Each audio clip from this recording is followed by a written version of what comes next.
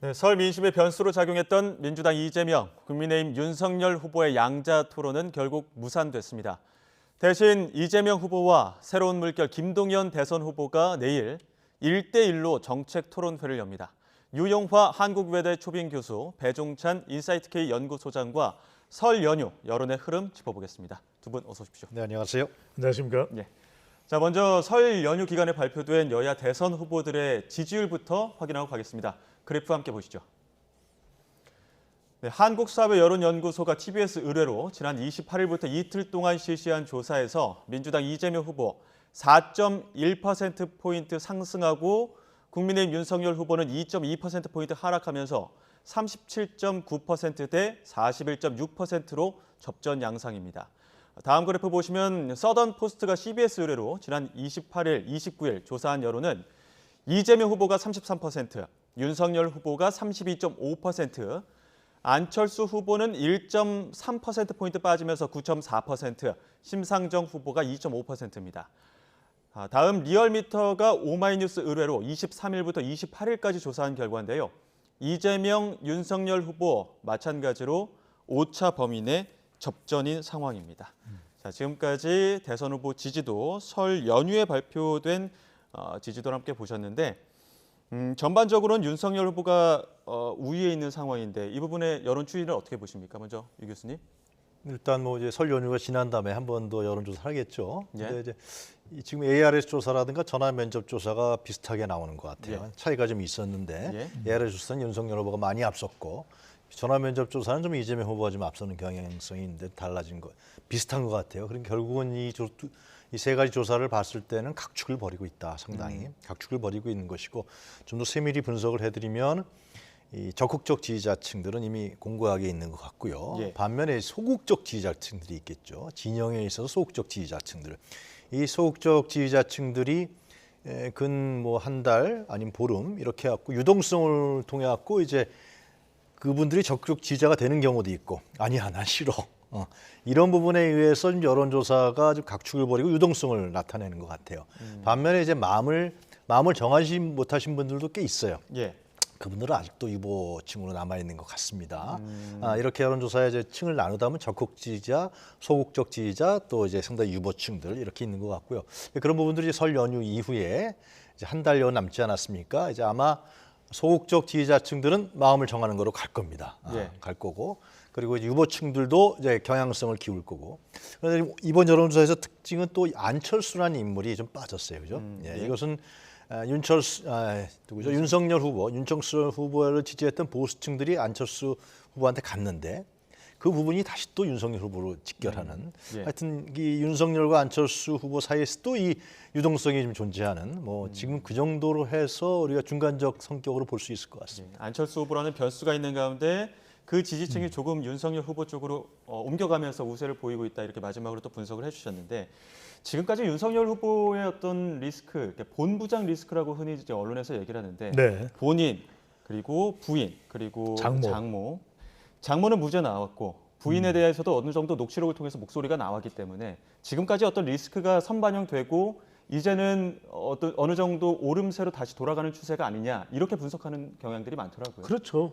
이번 조사 결과를 보면 그동안 윤석열 후보가 우세를 보여왔던 예. 자동응답 조사에서 이재명 후보가 추격하는 결과로 나타나고 있거든요. 그러니까 윤석열 후보는 올라갈 만큼 올라간 상태에서 우리가 이번 대선에서 중요한 것은 바로 중간지대 부동층입니다. 예. 그러니까 MZ세대 여성 중도층, 20대 남자도 끌어올릴 만큼 또 끌어올렸죠. 예. 그렇다면 중도층도 어느 정도 윤석열 후보가 확보를 했고 그럼 바짝 추격하는 쪽은 이재명 후보거든요. 예. 그러니까 이재명 후보는 더 절박하게 정치 쇄신도 이야기하면서 지지율을 끌어올리기 위한 전략을 시도하고 있는데 20대, 30대 특히 이제 여성을 중심으로 해서 중도층에서 자동응답 조사인데도 이재명 후보가 지지율이 올라간 결과로 나타나면서 윤석열 후보와 이재명 후보의 격차가 더 좁혀졌다. 말 그대로 깻잎 반장 대전이 이루어지고 있다. 예. 반면에 이제 이 안철수 후보는 지지율이 한껏 올라갔었는데 1월 초만 하더라도 윤석열 후보 지지율이 내려오니까 이게 또 안철수 후보의 기회가 되는 것이거든요.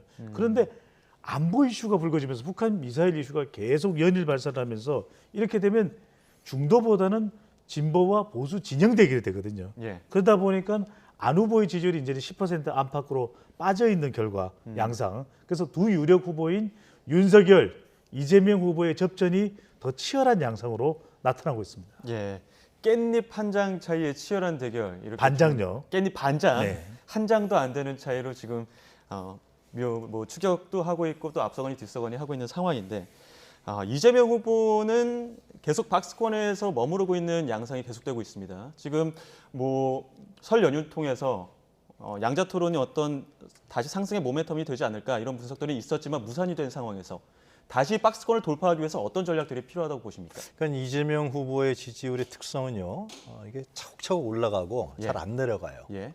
그러니까 이재명 후보의 어떤 철학이라든가 국가 아젠다라든가 이런 것을 이런 부분에 대해서 동의하는 사람들이 조금씩 올라가고 있는 거죠. 예. 그런 특색인데 지금 앵커께서 말씀하신 대로 그런데 좀 확 올라가야 되는데 이재명 후보 입장에서 봤을 때 40% 이상으로 올라가서 윤석열 후보와 차이를 벌여야 되는데 그 지점을 돌파하지 못하는 거죠. 그것은 제가 봤을 때는 이제 그 전통적인 호남 지지자층들이 있습니다. 과거 예. DJ 지지했던 사람, 또 이낙연 후보를 지지했던 사람, 이런 분들이 아직 이재명 후보에게 마음을 열지 않고 있는 것 같아요. 예. 그리고 이제 문재인 후보를 지지했던 아주 강한 강성 문재인층들도 아직은 이재명 후보를 믿지 않는 것 같고, 이 두 층이 결합한다 그러면 상당히 뭐 근소한 퍼센트지만 1, 2%, 2, 3%가 올라갈 것이다. 이런 생각이 들고요. 예. 그 지지층을 흡수하는 게 이제 이재명 후보한 중요하고, 그 다음에는 이제 세대를 봤을 때 20대 이대남들이 지금 이제 마음을 열고 있지 않고, 또 여성 유권자들이 이재명 후보한테 확실하게 마음을 열고 있지 못하는 건 분명한 것 같습니다. 그 이유는 제가 봤을 때 이재명 후보가 사실상 정치권에서도 비주류지만 또 사회에서도 비주류 아닙니까? 이 공장 노동자 출신이고 검정고시 출신이고 예. 이 사회 비주류이기 때문에 과연 대통령을 했을 때 안정적으로 할 수 있겠냐 이런 부분에 대한 신뢰감, 이재명 후보를 이해하고 인정하고 철학을 확실히 이 새로운 사회를 만드는데 중요한 사람이다 이렇게 판단하는 사람은 적극적 지지로 돌았었지만은 그런 부분에 대한 불안정성을 갖고 있는 분들이 아직도 좀 있는 것 같아요. 예. 그래서 이재명 후보는 이러한 부분들을 자기가 안정 있고 신뢰받을 수 있는 후보다. 제가 봤을 때는 그건 정책입니다. 예. 정책으로 그것을 돌파해서 자기 자신이 어떻게 대한민국이라는 국가 또 국민들의 어떤 생활의 문제, 삶의 문제를 해결할 수 있는, 나는 신뢰받을 수 있는 능력과 있는 자질 있는 안정성 있는 후보다. 아마 이런 부분들을 보여주는 부분들이 물론 이제 이재명의 사이다 발언도 놓치면 안 될 것 같고요. 이런 부분들이 중요한 앞으로 한 달 정도의 전략 포인트가 되지 않을까 그런 생각이 듭니다. 이번 대선은 예. 깻잎 대선이라는 예를 들어 설명을 드린 이유가 큰 한방이냐면 큰 한방이 없는 선거입니다. 예. 그러다 보니까 박스권이 어떻게 보면 답답하지만 한편으로는 지지층이 견고한 것이거든요. 그렇다면 윤석열 후보도 이재명 후보도 중간지대 유권자층을 얼마나 많이 확보하느냐. 그러니까 결국 선택과 집중이죠. 이재명 후보가 답답하지만 여성과 중도층을 확보해야 됩니다. 결국 차곡차곡 쌓아가면 되는데 이게 이제 속도전이죠. 차곡차곡이 너무 느리면 대선 끝나고 나면 소용없는 거 아닙니까? 예. 그러니까 차곡차곡 좀 더 빨리 차곡차곡 이렇게 할 수 있는 속도전이 중요한 것입니다. 얼마만큼이나 선택과 집중을 할 수 있냐. 얼마나 메시지나 방금 전에 유영하 교수님 말씀하신 이 정책이 깊게 넓게 선택과 집중이 이루어지느냐가 탈출할 수 있는 전략으로 봐야죠. 선택과 집중. 이재명 후보의 강점은 그러니까 저 점이 있어요. 그분이 이제 그러한 부분이 국민적 설득력이 가져가야 되는데 예. 기득권의 변화입니다. 그러니까 이재명 후보는 아까 말씀드린 바와 같이 사회에서도 비주류고 정치권에서도 비주류란 말이죠. 그런데 우리 사회가 실제로 이 기득권과 비기득권 이런 양극화에 대한 문제, 불평등에 대한 심화 문제, 사다리에 대한 문제 이런 부분들이 점점 더 심화되고 있지 않습니까? 예. 그런 기득권층들은 뭐 아들, 손주 이렇게 해서 계속해서 특히 이제 상당히 지배화되어 있는 이런 사회 구조이기 때문에 국민들 상당수가 이러한 올라갈 수 없는 사다리 부분에 대해서 뭔가 해결해 주기를 열심히 일해도 올라가지 못하는 계속해서 출세뿐만 아니라 자기가 행복하지 못하는 이러한 사회 구조라는 것을 많은 국민들이 알고 있어요. 예. 근데 과연 이재명 후보가 이 점에 대해서 분명하게 내가 할 수 있다라는 점들에 대해서 부각을 시키고 그것이 정책으로 나타나고 그리고 신뢰와 안정감으로 간다 그러면 저는 이 부분이 가장 큰 이재명 후보의 승부수가 되지 않을까 저는 그 생각이 듭니다. 계층 사다리 말씀해 주셨기 때문에 그런 것들이 뭐 사법고시 부활이라든지 그렇죠, 아니면 예. 정시 확대 이런 부분은 정책을 내놨기 때문에 그런 부분이 설 연휴에 과연 민심을 어떻게 호소할 수 있을지 그 부분도 봐야 될 것 같은데요. 앞으로 이 지지율 변화가 있을지 그래픽으로 또 저희가 여론조사 질문을 했습니다. 지지 후보 교체 의향이 있느냐라는 질문에 84.8%가 현재 지지하고 있는 후보를 계속 지지하겠다 이렇게 답을 했고 13.6%만 바꿀 수도 있다 이렇게 답을 했습니다. 네. 설 직전에 조사를 한 건데 현재로서는 하는 후보를 바꿀 의사가 크게 없어 보이는데 설 연휴에는 과연 어떤 모멘텀으로 변화가 있을 거라고 보십니까? 변화가 있죠. 여기서 중요한 것은 약 80%가량은 면접원 조사까지 포함을 하면은 약간 7명, 8명 이미 마음을 결정을 했어요. 예. 그래서 이번 대선은 프레임 전쟁이라고 합니다. 그런데 20에서 25%가 남아 있습니다. 예. 이들이 결정하는 거죠. 이들이 모두 바뀌는 건 아니겠지만 이 중에서 절반 정도 15% 내외, 10에서 15% 내외만 바뀌더라도 대선은 승부가 달라지는 것이죠. 예. 승패가 달라지는 것이죠. 그다음에 10%만 달라지더라도 A 후보를 하느냐, 또 B 후보를 선택하느냐, 윤 후보를 선택하느냐, 이재명 후보를 선택하느냐 달라지는데 이들이 어디에 영향을 받냐? 리스크죠. 그러니까 MZ 세대 아직 마음을 결정하지 않은 여성 중도층은 바로 리스크, 바로 후보자와 관련된 리스크에다가 이 리스크를 어디로부터 확인하냐? 토론회입니다. 예. 그러니까 2월 2일 또 2월 3일 예. 있을 토론회를 통해서 한 10에서 15% 사이는 마음을 바꾼다 이거예요. 그런데 전체로 보면 적은 비율이지만 이들이 마음을 바꿀 경우에는 결과는 달라집니다. 예. 누가 이기고 지고 그렇기 때문에 앞으로 이 바꾼다는 비율은 적지만 이들이 바뀌면 선거 결과가 달라지기 때문에 매우 중요해지는 거죠. 설 연휴 토론을 통해서 민심이 어느 정도 몰릴 것이다, 이렇게 변화할 것이다 이렇게 분석해 주셨는데 유영하 교수님께서는 어떻게 보십니까? 그러니까 지금 이제 굉장히 답답한 유권자층들이 있습니다. 예. 그분들은 뭐냐면 이제 민주당 아니면 뭐 진보, 국민의힘 보수층에 진영화돼 있는 진영적으로 적극적하고 있는 분들은 다 이미 마음을 정했죠. 그분들은 예. 그것이 여론조사에 저는 적극적으로 반영되고 있다고 보여져요. 그러나 아까 말씀드린 대로 소극적 지지자층들이라든가 이게 유동성이 있죠. 그분들은 유보층으로 가거나 다시 또 지지하거나 아니면 이제 마음을 정하지 못한 유보층들이 흔히 무당파라 그러죠. 예. 정치학에서 무당파라 그러는데 이분들이 마음을 정하지 못했는데 지금 선거를 보면은 다들 고개를 가로가로 젓는단 말이에요. 예. 야, 이거 진흙창 선거 아니냐? 예. 이거 누굴 찍어야 돼 도대체? 비호감도가 높단 말이죠. 예. 근데 이제 TV 토론이 중요한 이유는 뭐냐 하면은 그러나 찍어야 된단 말이죠. 왜냐하면 우리나라 대통령제는 대통령 중심제고요. 국가 수반, 행정 수반을 뽑는 것이고 나라의 운명과 나의 삶의 운명이 사실상 대통령에 의해서 대통령이 정한 그 정부에 의해서 결정되는 케이스가 많다는 것을 우리 국민들은 알고 있습니다. 찍어야겠는데 누굴 찍을 것이냐? 그건 결국 토론을 통해서 예. 정책을 볼 수밖에 없는 것이고 그 사람의 국정 운영 능력과 자질을 보고 싶은 거예요, 국민들은. 그래서 토론회를 열길 바라는 거죠. 양자 토론이든 사자 토론이든 삼자 토론이든.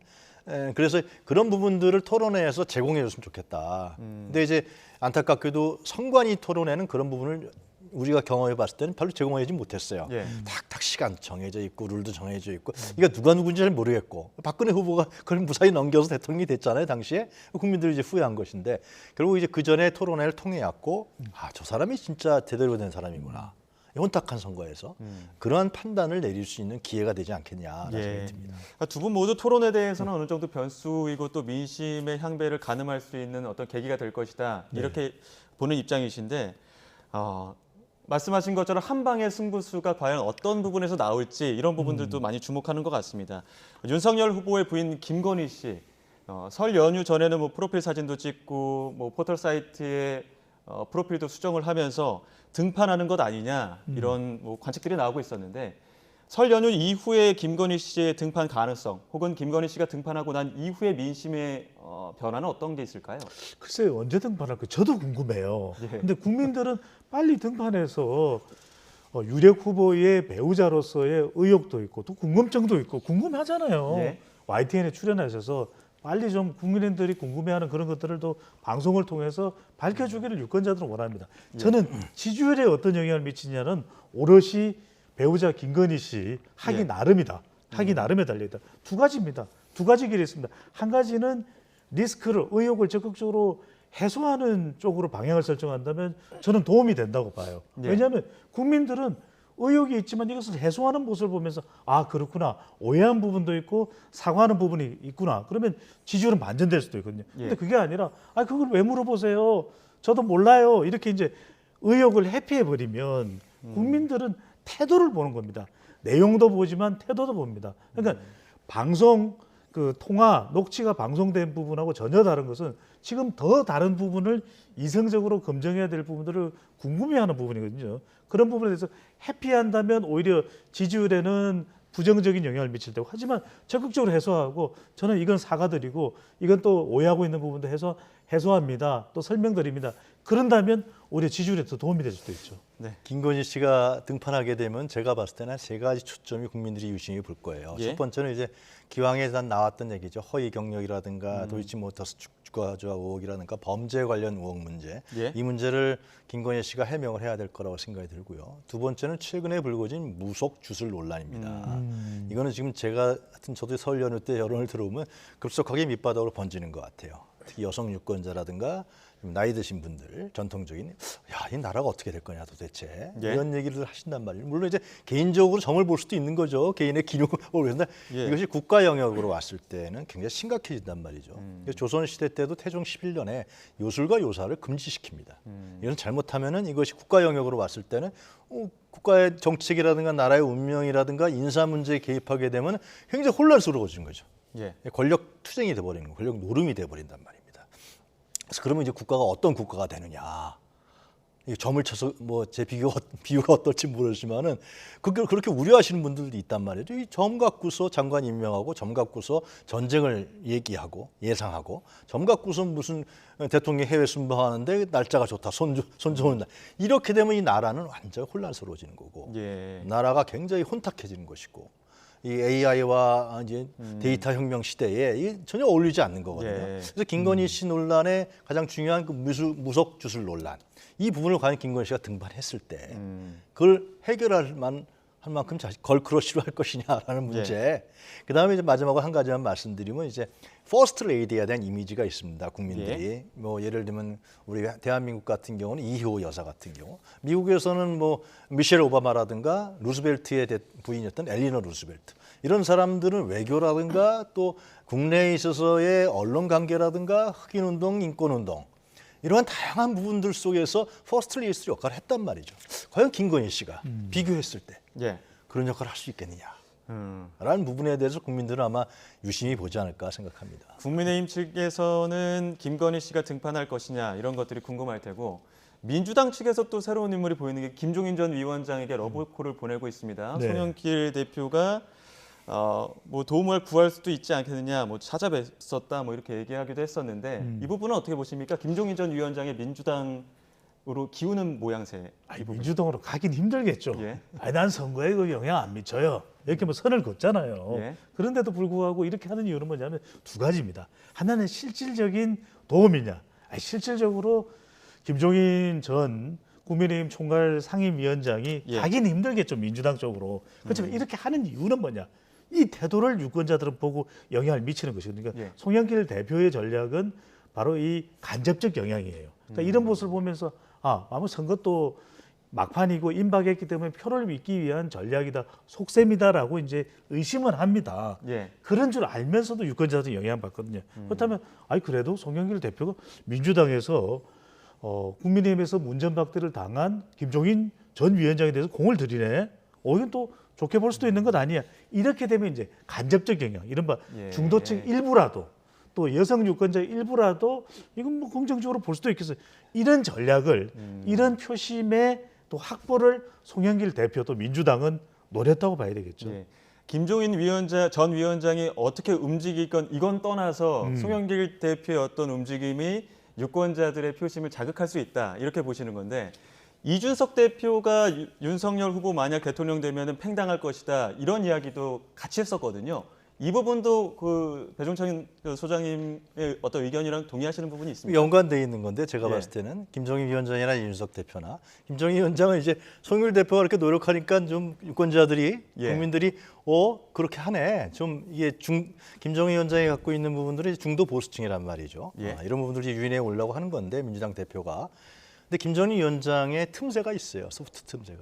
뭐냐면 김정인 위원장은 이당 가도 저당 가도 마치 아무 일도 없던 것처럼 예. 그냥 얘기해요. 그렇지 않았습니까? 여덟 예. 가지 행각을 쭉 보면은 그런 부분들이 있기 때문에 또 김정인 위원장이 원하는 건 뭐냐면은 국민의힘처럼 윤핵관이 주도권을 잡고서 확실하게 모든 문제를 처리하는 것이 아니라 자신이 예. 정치적 영향을 행사하는 거거든요. 예. 민주당에서 김정인 위원장이 정치적 영향력을 행사할 수 있는 발언 무대라든가 공간이라든가 이런 걸 예. 만들어 준다면 김정인 위원장은 기꺼이 예. 마치 국민의힘에 있었던 건 마치 아무 일도 없던 것처럼 와서 또 이재명 후보에 대한 찬사를 얘기할 수도 있다는 겁니다. 예. 그런 틈새가 분명히 있다라는 생각이 들고 이준석 대표는 말씀하신 대로 윤핵관과 관련된 문제인데 예. 지금 보궐선거가 있지 않습니까? 종로 있죠. 또 청주 상당, 경기도 안성, 서초갑 이거 치열할 겁니다. 왜냐? 공천이 바로 당선입니다. 예. 민주당이 다 무공천하기 때문에 예. 공천이 바로 당선이기 때문에 내부에서 윤핵관과 이 공천권을 갖고서 치열한 다툼이 이루어질 거라 생각이 들고 그것이 아마 예를 들면 국민의힘의 제2차 위기에 리스크가 갈 수 있다 이런 얘기 하는 사람도 많습니다. 예. 그다음에 지방선거입니다. 자, 지방선거. 지방선거에 있어서 서울시장 공천, 그다음에 각 도지사 공천 이 문제를 과연 이준석 대표에게 그냥 줄까요? 절대로 안 주죠. 예. 절대로 안 주고 아마 윤핵관들이 그 공천권을 그대로 가져갈 가능성이 크다. 그런 측면에서 봤을 때는 이제 송 대표가 누군가에 이준석 대표는 뭐 이대남 이런 부분들이 액션이 있으니까 그러니까 이번 대선에 좀 같이 하고 그 다음에는 예를 들면 공천권 문제에 있어서는 철저하게 배제할 가능성이 크다. 예. 그것이 이제 한나라당 옛날 새누리당 국민의힘의 전통적인 공천권 행사입니다. 송영길 대표 입장에서는 그런 갈등의 불씨가 국민의힘 당내에 있기 때문에 그 부분을 공략했다 이렇게 볼 수 있는 겁니까? 그것이 제가 말씀드린 대로 요소가 될 수 있다. 아니 그러니까 국민의힘의 공천 역사를 보면 과거에 이제 박근혜 대통령이 있을 때 김무성 대표가 옥새 들고 뛰잖아요. 예. 그런 부분은 뭐냐면 과거에 한나라당이라든가 뭐 새누리당 그리고 국민의힘 이 야당 지금 현재의 야당의 공천권 행사를 보면은 거의 배제예요. 친박 공천 배제, 친박 배제 공천. 예. 친박 학살 공천, 이명박 때 그렇게 했잖아요. 예. 이걸 이제 국민의힘의 국회의원들은 그 DNA 요소를 알아요. 잘못하면 자기 자신이 국회의원에서 그냥 공천권이 배제되는 거거든요. 그런 측면에서 굉장히 상당히 중요한 아주 폭발적인 요소를 갖고 있는 것이 지금 국민의힘의 공천권 문제다라는 생각이 그런 변수들도 여전히 남아 있다 이런 분석해 주셨는데 다른 여론조사 결과도 한번 보도록 하겠습니다. 저희가 민심은 후보자들이 공약을 잘 지킬지 또 국정 운영 능력을 어떻게 평가하는지 이렇게 확인을 해봤는데요. 먼저 정책 공약 잘 이행할 후보가 누구냐 했을 때 이재명 후보가 41.4%로 선두, 윤석열 후보가 37.6% 기록했고요. 안철수 후보가 12.6%였습니다. 또 다른 질문이 있는데요. 국정 운영을 어느 정도 준비가 잘 돼 있는 후보가 누구냐 이렇게 물었는데 이재명 후보가 5.49%, 윤석열 후보가 4.49%인데 지금 보시면 안철수 후보가 4.64%로 윤석열 후보보다 소폭 앞선 모습 지금 보고 계십니다. 이 부분에 좀 눈에 띄는 부분이 있기 때문에 질문을 드려봐야 될 것 같습니다.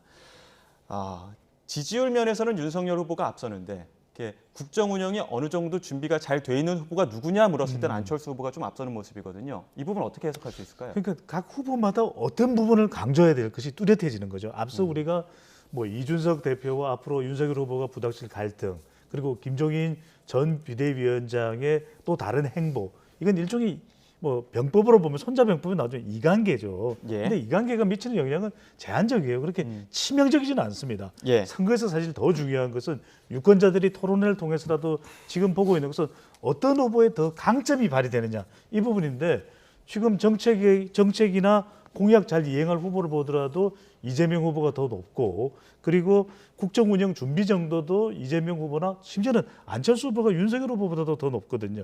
정치 경험이 안 후보가 더 긴 거예요. 그럼 뭐냐? 이재명 후보로 봤을 때는 준비성, 또 성과성, 또는 경험성 보면 이재명 후보가 더 경쟁력이 있죠. 그런데 왜 지지율은 대체로 윤석열 후보가 오차 범위 내 또 밖으로 자동응답 조사에서 앞서는 게 나올까? 이건 정권 교체 여론이 높다는 거예요. 예. 그렇다면 이재명 후보가 앞으로 남아 있는 한 30 며칠 동안에 더 강조해야 되는 것은 준비성, 성과성 그리고 경험성은 내가 더 낫다. 이런 부분들을 강조해야 되는 거죠. 마치 1997년 대선에서 DJ 김대중 당시 후보가 준비된 경제 대통령을 강조하지 않았습니까? 그 준비에 동그라미를 쳐야 되는 것이고, 반면에 윤석열 후보는 정권 교체 여론에 어부바 올라타기만 하면은 지지율은 또 올라가거든요. 또 정권 교체는 가능해질 수 있거든요. 그러니까 윤 후보의 정권 교체, 이재명 후보의 성과성, 준비성, 경험성의 대결로 봐야죠. 예, 각 후보가 어떤 부분을 강조해야 될지 이렇게 분석을 해주셨는데 유 교수님께서는 어떻게 보셨습니까? 그러니까 저는 두 구도가 충돌할 거라고 봅니다. 예. 지금 배종찬 소장께서 분석하신 대로 이재명 후보는 자기가 준비가 잘 돼 있고 또 경기도지사와 성남시장에서 나름대로의 경험을 쌓았기 때문에 또 그것이 검증돼 있고 그렇기 때문에 정책 부분에서 자신이 있단 말이죠. 그리고 이제 흐름도 타고 있잖아요. 국민 삶의 정치, 국가주의 정치에서 국민 삶의 정치의 이런 전환기적 시대에서 자기 공약을 그것이 이제 소확행이거든요, 실제로. 예. 그런 측면들을 자꾸만 보이고 싶고 홍보하고 싶은데 지금 정권 교체 지지율 얘기했지만은 이제 그러한 반문재인 정서와 함께 네거티브, 진흙탕 선거, 그리고 혼탁 선거 이런 부분들을 아마 제가 봤을 때는 국민의힘 윤석열 후보는 강조할 겁니다. 그것이 이번에 TV 토론의 과정에서의 방식과 어떤 뭐 시기 이런 부분에서 전 명확하게 드러났다고 생각이 들거든요. 예. 그렇게 자꾸만 가는 거죠. 예. 왜 정책에 자신이 없기 때문에 누구나 다 알고 있지만 정책에 준비가 안 돼 있기 때문에 자꾸만 이게 바탕이 드러나니까. 그래서 이 부분이 아마 제가 보기엔 철저한 구도 싸움으로 갈 겁니다. 예. 말씀하신 대로 이재명 후보가 자기가 갖고 있는 이런 전환적 의미에서 정책과 공약을 어떻게 국민들에게 부각시키느냐. 아니면 윤석열 후보는 정권 교체라는 반문재인 정서를 갖고서 이런 좀 너나 나나 비슷해. 어? 우리 혼탁한 거야. 그러니까 진영 선거로 가고 싶은 거예요. 윤석열 후보는. 이 구도가 예. 이 구도 싸움에서 과연 누가 그 구도의 프레임을 잡느냐. 예. 이것이 전 중요한 판단 요건이라고 보여집니다. 물론 양자 토론은 무산이 됐지만 다가오는 다자 토론에서는 그런 모습들이 어느 정도 엿볼 수 있지 않을까 이런 기대도 해보게 되는데요.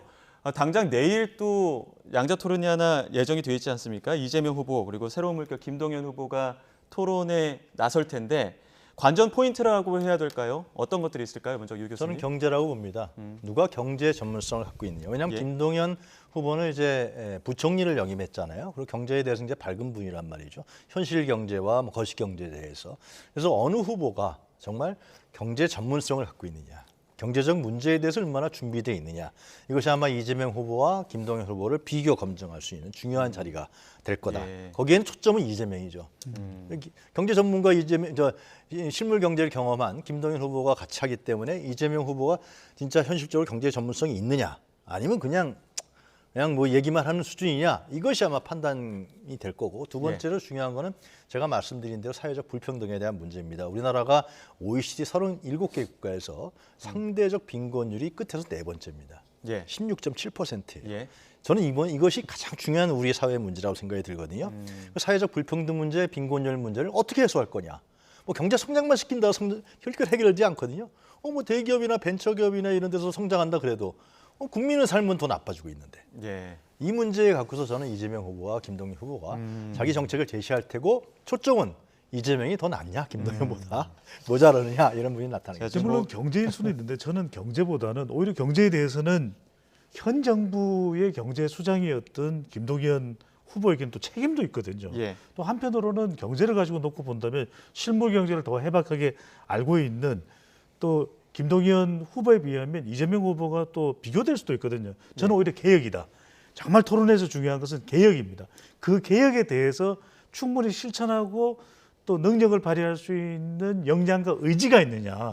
이 부분을 지금 이재명 후보도 강조하고 있는데, 왜냐하면 윤석열 후보의 지지층들이 볼 때 이재명 후보나 김동연 후보의 매력, 특히 이제 이재명 후보는 대결하고 있는 유력 후보이기 때문에 더 조명될 수 있는 부분은 개혁적인 이미지거든요. 저는 오히려 경제도 중요하지만 개혁적인 이미지를 이재명 후보는 더 강조할 가능성이 있을 걸로 보입니다. 예, 지금 유영 교수님은 관전 포인트 경제 짚어주셨고 또 배준천 소장님은 개혁에 대해서 한번 좀 관심 있게 지켜볼 부분이 있다 이렇게 말씀해 주셨는데, 짧게 내일 토론 후에 그 이튿날 이제 4자 토론이 있습니다. 네. 4자 토론 이후의 여론의 방향은 어느 쪽으로 흐를 것이라고 보시는지 두 분께 짧게 여쭙겠습니다. 먼저 배종찬 소장님.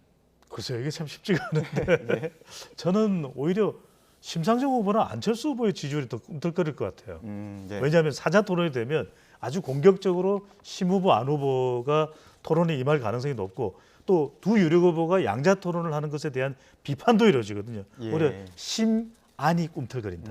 무산도 있기 때문에 지금 그런 부분에서 책임 논란도 있을 그렇죠. 테죠. 네, 그리고 유영 교수님. 제가 봤을 때도 안철수와 심상정 후보가 사자 토론의 주도권을 가져갈 가능성이 큽니다. 두 분은 좀 자유롭잖아요. 그러니까 공격해야 될 테고, 그다음에 이제 안철수 후보가 지금 후보 단일화 문제가 있기 때문에 이 양당이 지금 안철수 후보를 다 끌어들이려고 그러거든요. 예. 물밑으로 하여튼 또 공개적으로. 그래서 안철수 후보라는 사람이 어느 정도의 그런 국가적 지도자로서의 능력과 자질을 보여줄 수 있느냐. 이런 것도 이제 안철수 후보의 지지율에 많이 영향을 미치고 향후 구도에도 큰 영향을 미칠 거다라는 생각이 듭니다. 예, 두 분 모두 안철수, 심상정 후보의 공격 포인트를 얼마나 쌓을 수 있을까 이 부분까지 또 관전 포인트 짚어봤습니다. 지금까지 유영화 한국외대 초빙 교수, 배종찬 인사이트K 연구소장과 설 연휴 민심 여론 흐름 짚어봤습니다. 두 분 말씀 고맙습니다.